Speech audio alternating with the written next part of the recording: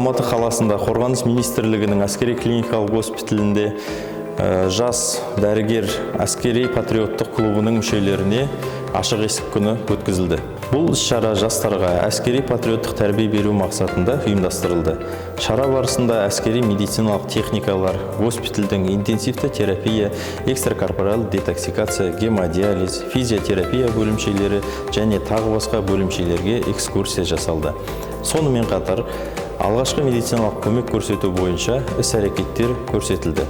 Өткізілген іс-шарадан кейін оқушылардың медицина саласына деген қызығушылықтарының артқаны байқалды. Сегодня военно-клинический госпиталь организовал для нас день открытых дверей. На нем нам показали, как оказывать первую медицинскую помощь в опасных ситуациях для человека. Также показали отделение физиотерапии, показали военную технику, а также множество других отделений. После этого мероприятия мне захотелось стать военным врачом. В будущем я хочу спасать жизнь людей.